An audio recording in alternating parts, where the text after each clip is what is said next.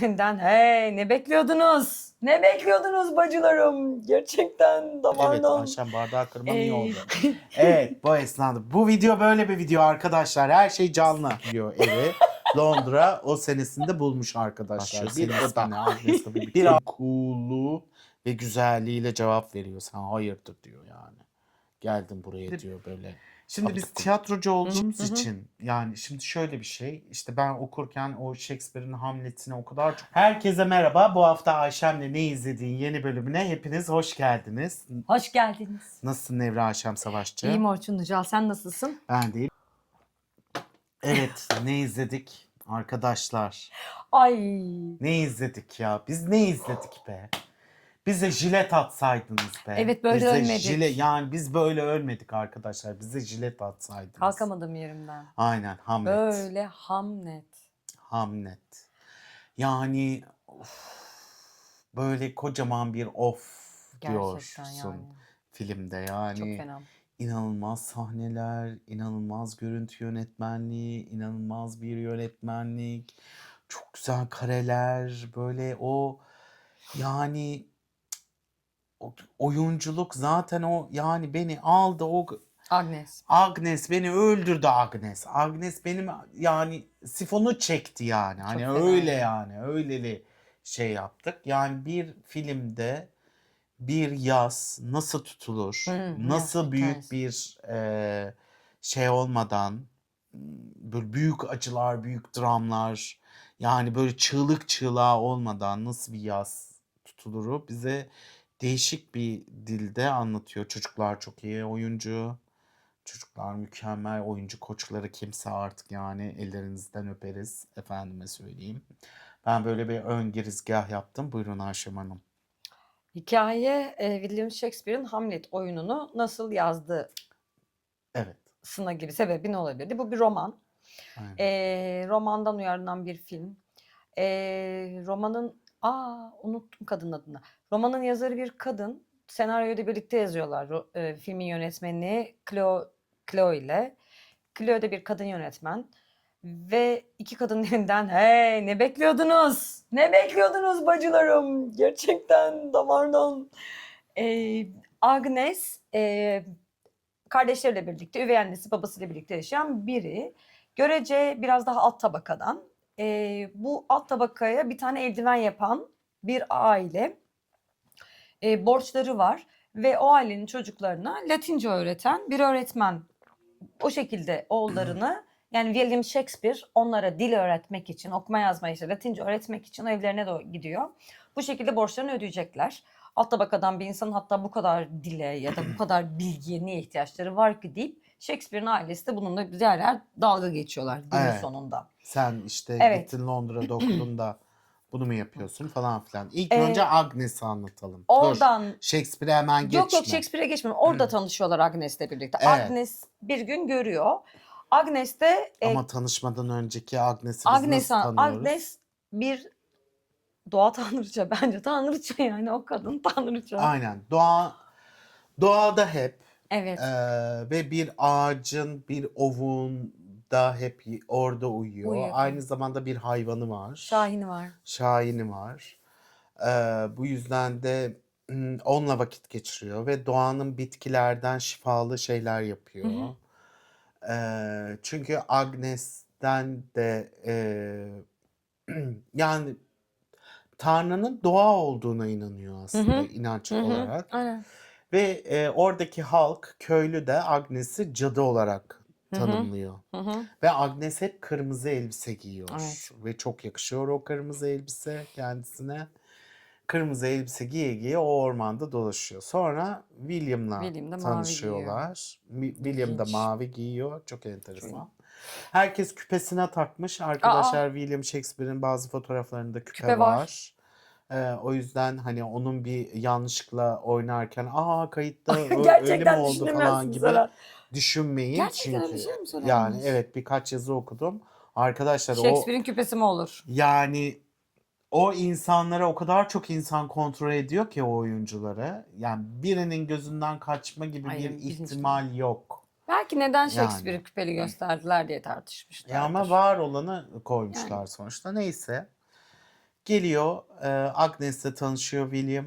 William'ı da biz tabii tiyatro okuduğumuz için çapkın olarak biliriz aslında. Her şeyde bir gemici gibi her limanda bir sevgilisi vardır diyebiliriz. Ama burada öyle gösterilmemiş. Agnes'i görür görmez Allah'ım sen kimsin? Sen nasıl bir insansın? İşte sorular sormaya başlıyor. Senin ismin ne? Agnes tabii bütün cool'luğu ve güzelliğiyle cevap veriyor. Sen hayırdır diyor yani. Geldim buraya diyor böyle abidik gubidik Hı hı. şeyler soruyorsun sana ne falan filan. Sonra William şey diyor bir şey bir aralarında ufak bir iddia yapıyorlar. Bunu yaparsan işte ismimi söylerim falan filan gibi bir şey Hı hı. söylüyor Agnes. İşte ismini söylüyor. Agnes hemen hop baş parmağını alıp eliyle Agnes insanlara geleceğine dokunarak bakıyor. geleceklerini görebilen bir özelliğe sahip. Bu annesinden geçmiş onlara ve doğduğu itibariyle annesi Agnes'e ve Agnes'in erkek kardeşine, iki tür kardeşler galiba değil mi? O üçüncü Evet. ya da diğer küçükleri de var. O yüzden üvey anne geliyor eve diğer çocuklara bakabilmesi için. Agnes de küçük o yaşta. Ellerinde şu şekildeki parmaklarıyla bakarak insanların geleceğini görebiliyor. Kendi geleceğini de gördüğünü söylüyor. William'ın da eline bakıyor. Bu arada William'ın onu etkilemesi için William'dan şöyle bir şey diyor. Madem beni etkileyecek bir şey yap dediğinde Orpheus'un mitolojik hikayesini anlatıyor. Hı hı. Karısını Hades'den geri almak için işte arkasını dönüp baktığını, ona öyle bir hikaye anlatıyor. Hikaye anlatmasıyla Agnes'i etkiliyor. Mitolojik bir hikaye anlatmasıyla. Çünkü Agnes de mitolojik bir karakter baktığınızda. Geleceği görebilen, bitkilerin ne yapıldığını bilebilen, acayip dingin, tartışmadan uzak, yalanı hiçbir şekilde yok. Hatta William'dan hamile kaldıktan sonra evi terk ediyor. Ben sizinle birlikte yaşamalıyım deyip gidiyor. Yani hayır diyor, evden kovulmadım. Ben buraya yaşamaya geldim diyor. Kendi ve doğasıyla birlikte hareket eden, yaşayan bir birey Agnes. Yani doğanın bir parçası oldu, insanın doğanın bir parçası olduğunu Agnes'te rahatlıkla Aynen. görebiliyoruz. Valla sonra William bunu anlattıktan sonra ertesi gün Agnes'i nerede bulacağını çok net bildiği için Hmm. ormana gidiyor gene. Agnes'e eldiven getiriyor. Yani Agnes de gene bütün cool'luğu ve güzelliğiyle o büyük aurasıyla diyor ki bende var zaten diyor yani. Şimdi şöyle ne getiriyorsun? Şahin'in koluna konuyor. Normalde eldiven yapıyorlar ama onunla uygun bir eldiven yapmış William. Reddetmesinin sebebi de bu benim annemin eldiveni zaten Evet. diyor. O yüzden yeni bir eldiven istemiyor. Sonra bunlar böyle büyük bir aşk yaşıyorlar Evet. aslında birlikte. Yani bir anda aşık oluyorlar. Böyle William görür görmez aşık oluyor. Agnes de öyle şey yapıyor. Zaten dokunduktan sonra Agnes de böyle bir şey tabular yani o Kabul ediyor kapılar onu. aynen Hmm. açılıyor bir anda. Sonra Şahine ölüyor. Ha, doğumdan sonra Ha çocukları falan doğumdan sonra vesaireden. tamam. Evet. Pardon. Sonra bunlar böyle ben artık dayanamayacağım, evlenmek istiyorum falan filan diyor. William annesine söylüyor. Annesi diyor ki hayır kesinlikle öyle bir şey olmaz. O cadı. Biz onu evimize alamayız falan filan diyor. Sonra Agnes'in yanına koşuyor giderek. Ben artık dayanamıyorum işte bir şey olması lazım falan filan diyor. Bunlar böyle sevişiveriyorlar. Büyük bir şey yapıyorlar Tutkuyla. tutkuyla. Sonra Agnes hamile kalıyor. Hı hı. Ee, Hamile kaldıktan sonra artık evleniyorlar. Hı hı. Hı hı. O şekilde ilerliyor. Sonra Agnes işte annesinin yanına taşınıyor. Yani William'ın Hı evine hı. Hı hı. taşınıyor. Taşındıktan sonra çok mutlular, çok Hı şeyler. hı. William sürekli bir şeyler yazmaya çalışıyor. William bu arada buhranlar geçiriyor arada. Yaratıcı.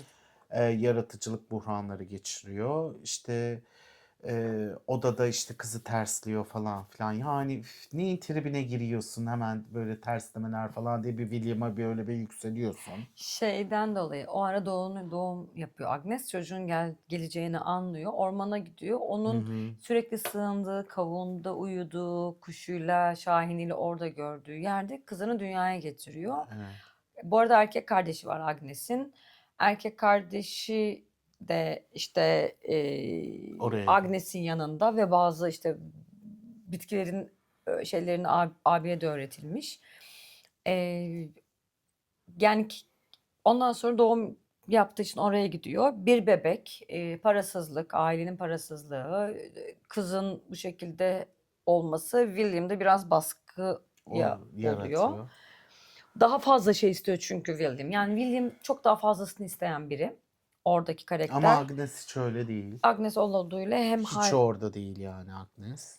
annem ve tekrar ikinci çocuğa hamile kalıyorlar ve burada gitgide stres yükseldikçe Agnes erkek kardeşiyle konuşuyor. Onun buradan Londra'ya gitmesi gerekiyor. Londra'da daha da büyüyecek. Onun orada yaşaması gerekiyor Evet. diyor. O orada şey olacak Babasıyla diyor. lütfen konuş, William'ın babasıyla konuş, senin sözünü dinler diyor. Konuşuyor, ikna ediyor. Londra'ya gidiyor eldiven satarak. İşte tiyatroya öyle girdiği gözüküyor. İşte kostümleri eldiven vererek o şekilde tiyatroya adım atıyor. Orada ikinci çocuklarını dünyaya getirirken Agnes'in yanında sadece şey var. Annesi Mary var. William'ın annesi Mary. William'ın annesi var. Ve Beni bir ormana de götürün diyor. evet, Beni ormana götürün diye bağırıyor kadın. Ciyak ciyak bağırıyor. Ben ormanda doğum yapmalıyım diyor. O da diyor ki hayır. Burada doğum çok yapacaksın. yağmur yağıyor, oraya gidemezsin. Oraya tehlikeli diyor. gidemezsin. Çok tehlikeli diyor. Hayır diyor, ben ormanda doğuracağım. Hayır diyor, gidemezsin. Kadını orada zorla doğum başlıyor zaten. Doğum başlıyor, geldikten kavgada. sonra asla olmuyor. Aynen. Sonra evde işte ilk çocuk çıkıyor. Erkek çocuğu Sonra dünyaya erkek geliyor. çocuğu dünyaya geldi diyorlar. Çocuk ağlıyor, seviniyor. Sonra ikinci çocuk. Ha, sonra bitti zannediyorlar. Sonra bir tane daha doğum başlıyor. Birinin daha başlıyor. Sonra ikizmiş Hı diyor. hı. Sonra kadın yani o doğum sahneleri, o o dönemin o şeyleri, yani nasıl oynadın be kadın? Nasıl oynadın yani o şeyi? Nasıl yani şey yapamıyorsun. O kadar büyülü bir film ki. Yani büyülü bir film hakikaten. Hakikaten o cadılığı aslında filmde görüyoruz yani. O film seni Film seni böyle büyülüyor. aynen, film seni büyülüyor böyle. Sonra ikinci doğumu yapıyor ve çocuk ölü.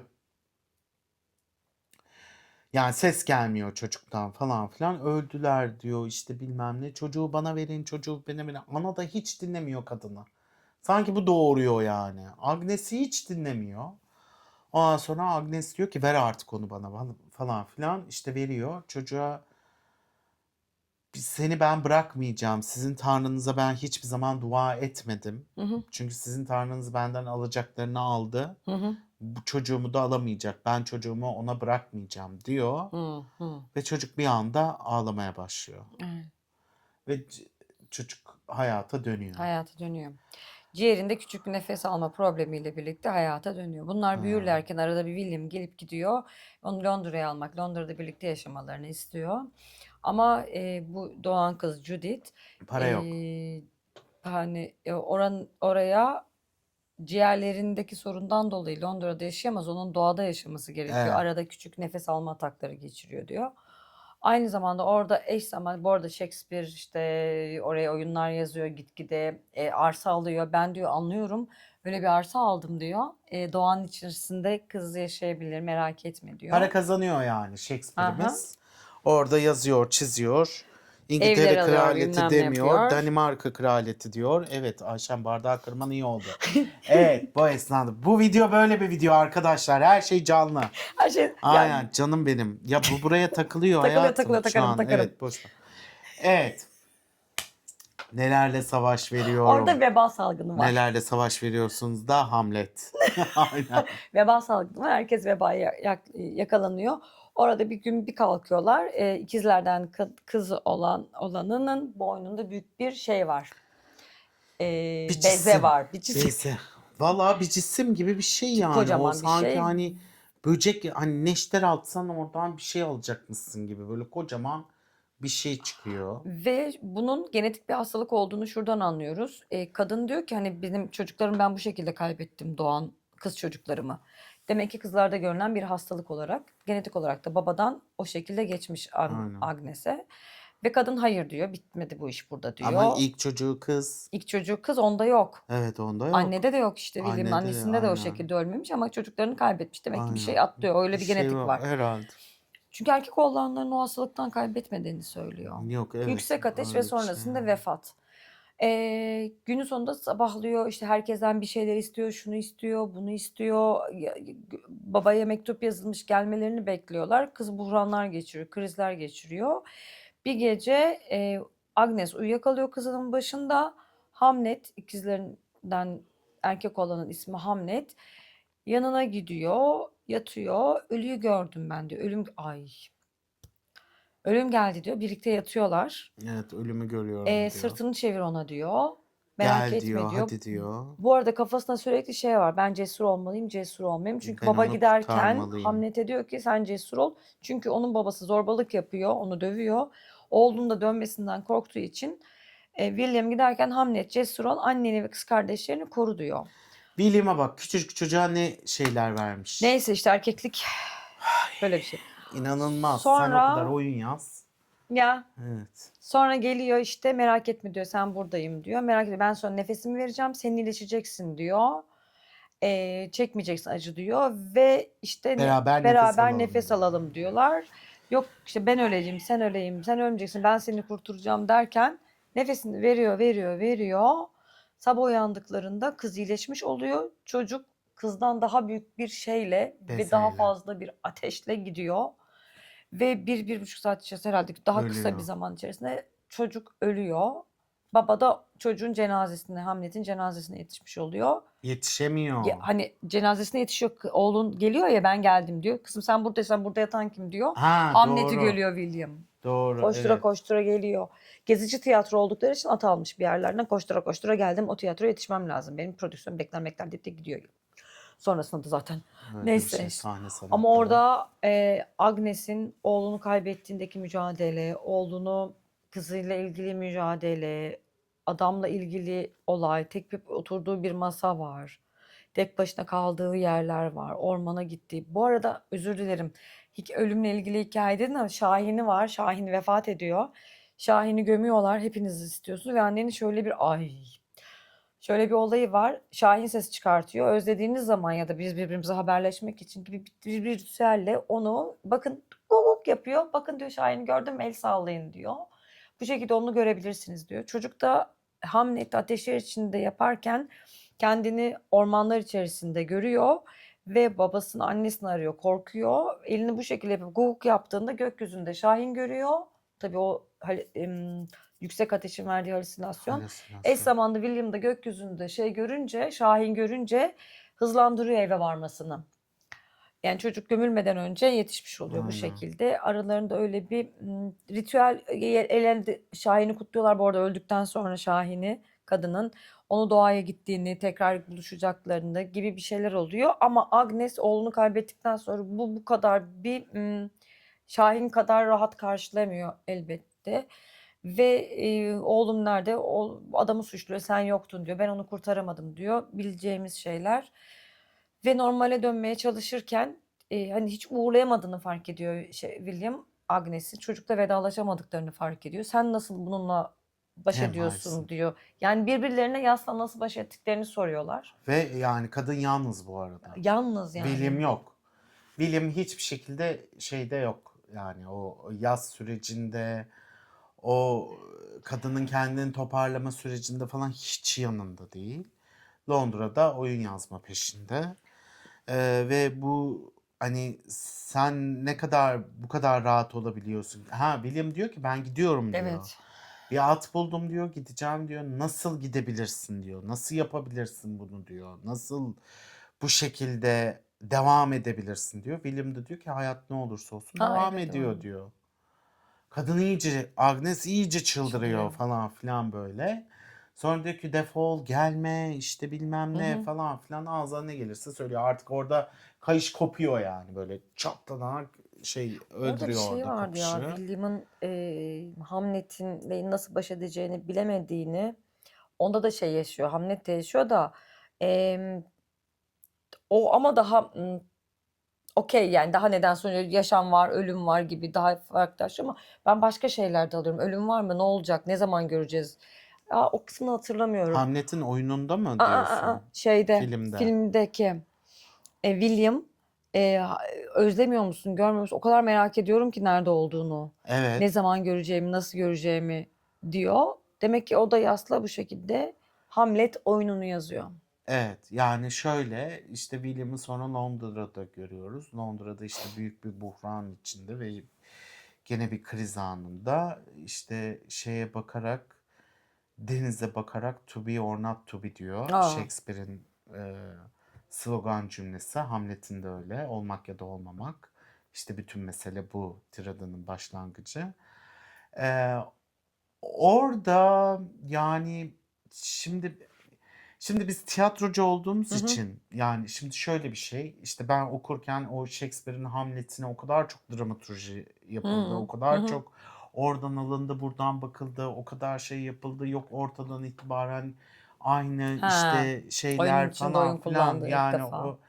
o kadar çok ve to be or not to be üzerinden o kadar çok kafa patlatıldı, felsefi göndermeler, işte yaşamın varoluşçuluğu bilmem ne falan filan derken şimdi sen bu kadar okuyan biri olarak hani o cümleyi sadece denize bakarak bir şekilde söylemesi benim biraz Ama gündemi o değil ki. evet gündemi o Hikaye değil. o değil. Yani ben onun Hikaye de o oraya değil. William yerine sen bana başka bir şey de başka bir şey de koyabilirdin. Ama Biz bir forunu görüyoruz ya, o da bir kurgu yani. yani orası Sadık öyle de ama kalmasına William gerek Shakespeare'i yok. izliyorum canım. Yani Ama William senin de Shakespeare abarttığın kadar da olmayabilir diyorsun tabii kafanın içinde biz bazen çok şey yazarlara. veriyoruz ya. Biz bir de çok anlam yüklüyoruz tabii tiyatrocular olarak bir oyun Ya okurken yani aşırı hele Shakespeare'se, Cheov'sa bu hani doğru.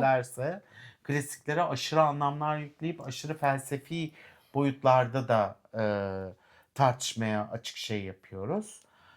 Böyle olunca da sende tabii oyunlar genelde bir tabu ya da bir yere oturmuş oluyor.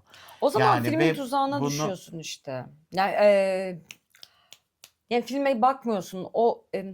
hayır ben Geçmiş sadece o sahneden sadece o bahsediyorum. sahneden bahsediyorsun. Sadece o sahnede. Çünkü tanık olduğumuz yani diğerlerinde de tanık olduğumuz şeyler ama sadece oynama canım bununla. Şimdi dikkatim dağıldı. Ondan sonra sadece o bölümü şey alıyorsun. Onu görerek yani bir böyle mi söylerdi, böyle mi olmalıydı ya da ben öyle bir atmosferli filmde böyle önemli bir cümleyi nerede duymak isterdim ya da nasıl bir yerde duymak isterdim gibi bir şey. Mesela ölüm yani şimdi karısına gidip hayat devam ediyor. Gerçi işte ölüm de bir gerçektir yerine to be or not to be orada mı duymak isterdim acaba? Ya da başka bir yer hani öyle bir atmosferde mi duymak Nerede duymak isterdim? Ya isterdin da acaba? hani bu benim kafama bayağı bir Hmm. şey oldu. Yani filmden sonra da düşündüm. Hmm. Acaba işte ne bileyim şahinlerini kaybederken ya da kızının o hastalığında gelirken hani onun da bir gelme süreci ve o çocukların ölme süreciyle eş yani hastalık süreciyle bilimin gelme süreci de bir eşdeğer baktığında. Orada da o yol esnasında da belki şey yapılabilirdi ya da vardığında da değil. Yani Ben hani bir şey mi kaçırdım? Filmde Hamlet oğlu öldükten sonra onu yaşatmak için yazıyor. yazıyor. Evet. Ben sadece hani kafamda böyle Hı. hangi sahnede acaba Çünkü hani daha öncesinden isterdim veriyor. falan. Karısı için yazdığı Evet. şiirlerde ne Tabii nasıl tabii. betimlemenin yani Beraber o oyun oynuyorlar. var. Hamlet bu arada oyuncu olmak istiyor. Evet Öyle bir isteği var. Çok güzel oyunlar oynuyorlar. Çocuklar olarak çok neşeli bir anne evet aile hayatı ortamda var. bir yani büyütüyorlar. Adam olsun olmasın. Adamın zaten yani Shakespeare'in orada hani William'ın orada olup ya da olmaması hiç önemli değil ama aile olarak o çocuklarla anne o kadar iyi vakit geçiriyor ki ve o kadar ortak bir dilleri var ki o bize çok iyi geçiyor. Benim sadece küçük bir anekdotum da o. Sonra neyse William yazıyor işte artık oyunu yazıyor falan filan. Ondan sonra ve köye üvey annesi geliyor Agnes. Evet. Diyor ki ben Londra'ya gittim. Londra'da William oyun yazmış ve herkes şu anda Londra'da bu oyunu konuşuyor. Oyunun Kapalı ismi. gişe cümlesi olsa kapalı gişe diyecek kadın. Aynen. Sold out. Şey çıksa sold out diyecek yani. İşte diyor Londra yıkılıyor. Herkes William'ı konuşuyor. William çok önemli bir adım attı bilmem ne falan filan. İşte broşür var. Bak o zaman da broşür varmış. El ilanı. Davet geliyor. Aynen. Davet değil bir el ilanı. Kim ne yazdı, Evet evet. kimdir, Kim nedir falan. künye. Künye. Ondan sonra onu veriyor kadına. Abiyle gidiyor. Kardeşiyle Kadın gidiyor. işte böyle bir şok oluyor. Hamlet olunca böyle bir sinirleri bozuluyor. Oyunun ismini görünce bayağı böyle bir morali bozuluyor bilmem ne. Kardeş de diyor ki merak etmiyor musun? Yani böyle bir şey yazmış ve oğlunun ismini vermiş. Merak etmiyor musun falan. Kadın diyor ki hadi diyor yürü diyor gidiyoruz diyor. Ve klasik şu anda da günümüzde var olan Shakespeare Globe'un sahnesini görüyoruz. Shakespeare Globe zaten gündüzleri oynar. Shakespeare de bu zamana kadar hep gün ışığından yararlanmıştır oyunlarını oynatırken. Ve o düzen bozulmadan o şekilde işte avluda insanlar ve işte soylular dediğimiz ya da işte saraylılar dediğimiz üst katlardan, balkonlardan izliyor. Halk da ortadaki avludan ayakta izliyorlar. Gündüz oynanıyor oyun. Gidiyorlar, oyuna giriyorlar. Kadın bu atmosferden, bu insanların heyecanından, işte bu var olan yerden çok etkileniyor. Nasıl ya falan filan diyor. Shakespeare'in ilk önce, tiyatroya gitmeden önce, Shakespeare Globe'a gitmeden önce evine gidiyorlar William'ın. William nerede diye soruyorlar. William Shakespeare mi diyor, yukarıda diyor. İşte üst kata çıkıyorlar. Bir oda. Sadece şu anda bizim yaşadığımız stüdyo evi Londra o senesinde bulmuş arkadaşlar. Bir oda. 1+0 günümüzün. Ondan sonra onu görüyorlar. İşte diyorlar ki vay koskoca William hani o kadar para kazanıyor. İşte bize şatolar aldı, kocaman ev aldı, burada mı yaşıyor falan filan diye bir konuşma geçiyor. Sonra tiyatroya geliyorlar ve tiyatroda o atmosferle karşılaşıyorlar. Ve Hamlet'in açılış Ve sahnesi. Hamlet'in açılış sahnesi oynanıyor. Ve sonra benim oğlumu kim o? Nasıl ismini alır? Benim oğlumun ismini tanımadığım bir insan nasıl söyler? Evet. Falan diye çıldırıyor anne. Ve sonra babanın hayaleti, Hamlet'in babasının hayaleti olarak William giriyor içeri. Kardeşine diyor ki o William, o da diyor ki hayır canım o William değildir. Hayır o William falan filan diyor. Oyunu oynarken oyunu böyle bir su gibi oynuyor. Yani o kadar hayran izliyor ki kadın. Ve oğlunu oynayanı yani Hamlet'i oynayanı izlerken o zaten orijinalinde de çocuğun abisiymiş. Öyle okuduk. Ondan sonra onu izlerken büyük bir hayranlıkla, büyük bir cesaretle, büyük bir gururla o oyunu izliyor. Ve Hamlet bana bir yerde böyle seyircilere bir şey açıklarken bana yardım edin mi? Öyle bir Vedalaşıyor, ölüyor. En Vedalaşırken sondakinde zehirli kılıçla kralı öldürüyor. aynen. Annesini zehirliyorlar. Kral da ama kral diyorum. Ötekisi onu zehirliyor ya. Diyor zehirli kılıç. Demek ki ben de öleceğim. Anne de ölüyor zehir. O zaman zehirli kılıçla sen de öleceksin deyip kralı öldürüyor. Amcasına yani sonra yavaş yavaş ölürken o son tiyatrolarını vesaire oluyor ve anne gayri ihtiyari oğlunun onunla ölüyor Büyük bir empati olmasına yapıyor bu arada. William de kenardan izliyor sürekli nasıl bir tepki vereceğini. Ve anne o esnada elini uzatıyor ölmesin diye. Ve bütün seyirciler hepsi teker teker uzatıyor. Hepsi de ay tüylerim Ay, diken çok diken oldu. fenaydı. Tiyatroda biz böyle anlar yaşıyoruz arkadaşlar yani. Tiyatroyu deli gibi sevmemizin nedeni de bu. Böyle anlar olabiliyor çünkü. Hakikaten biz de oynarken bazen böyle seyirciyle bütünleştiğimiz anlar geliyor. O yüzden tüylerimiz diken diken oluyor aslında. Ve bütün o soylular, o işte herkes elini uzatmaya başlıyor. Çünkü orada Hamlet bütün herkese elini uzatıyor. başka bir auraya dönüşüyor o oyun. Başka bir gerçeklik olmaya başlıyor ve böyle kadın ve inanılmaz mutlu oluyor bu durumdan. William da öyle. Yani böyle bir başka bir boyuta geçiyorlarmış gibi Şöyle, oluyor olay sonra. o kadar güzel olmuş ki çocuk öldüğünde tek başına, işte, gece havale geçirmiş, bilinci hiçbir şekilde açık değil ve anne oğluyla vedalaşamamış öldüğünde. Aynen. Ama buradaki oğluna yola çıkarak yapılan oyunda kadın vedalaşıyor, oğlunla el ele tutuşabiliyor ve diğer herkes, soylular da herkes oğluyla onu, yani, bütün bir Londra uğurluyor. Aynen. Yani sanki oradan kadın onun mutluluğunu yaşıyor yani. Çünkü ölümle kurduğu bağ bizimki gibi olmadığı için çocuk oradan gitti öldüğünde onun bu kadar huzurlu bir şekilde ve herkesin sevgisiyle ölmesi kadını çok etkiliyor. Zaten sonra oğlunu görüyor. Öldüğü yaştaki oğlunu. Onların oğlunun mutlu bir şekilde gittiğini görüyor. Hı Böyle bir hı. boşluğa bakıyor. William ne hangi boşluğa bakıyorsun dediğinde o da görüyor oğlunu Aynen. bence. Ve bu şekilde onunla vedalaşıp Kuzgun'a, Şahin'e doğru bence gidiyor ve film orada bitiyor. Orada bitiyordu değil mi? Aynen. Çok Orada herkesin elleriyle yani "Oh, böyle bir bacım ne yaz, yaptın böyle ya?" bir valla ne bileyim en iyi kadın da adaydı değil mi? Evet. Ha, Yani adaylıklarını söyleyelim şimdi. aynen. En iyi film adayı, en iyi yönetmen adayı Chloe, en iyi kadın oyuncu Agnes'i canlandıran Jessica Buckley, en iyi uyarlama senaryoda aday, en iyi castingde aday, en iyi oyun müziklerinde aday ki zaten filmdeki kullanılan bir tane müzik daha önce bir sürü filmde kullanıldı. O müziğin bir sırrı var. Bulursam sana linkini atayım, hatırlarsın ya da. En iyi prodüksiyon tasarımı ve en iyi kostüm dalında aday.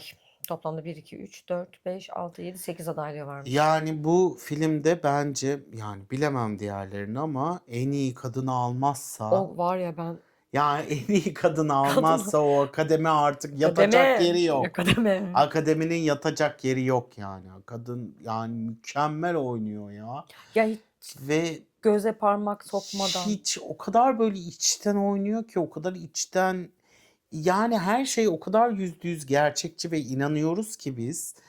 Bir anda o Shakespeare'in dünyası yani hani William Shakespeare diyorsun, William Shakespeare hakkında bir sürü şey biliyorsun ama onları o kadar net kırıyor Hı ki. hı hı. Yani o kadar başka bir boyuta taşıyor ki Derdi seni. yok Evet. ya filmin, romanın özellikle. Yani derdi yok da aslında derdi çok Hay büyük ya hay yani derdi hani Shakespeare'i şapkın gösterelim. evet.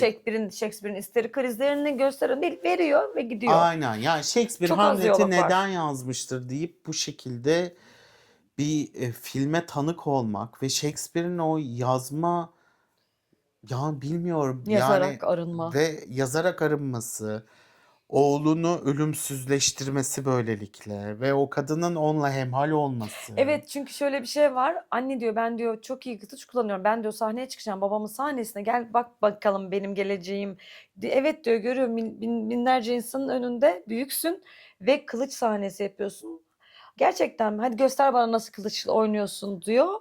Çak çak ve o kılıç sahnesinde ölüyor. Yani kadın onu hatırlıyor büyük bir Aynen. ihtimalle ve oğlunu sürekli o sahnede gördüğünü, kendisinin geleceği gördüğünün de onu gördüğünü. Aynen. Yani ben uzun bir zamandır bu kadar bir filme böyle bir hayranlık mı diyeyim artık buna.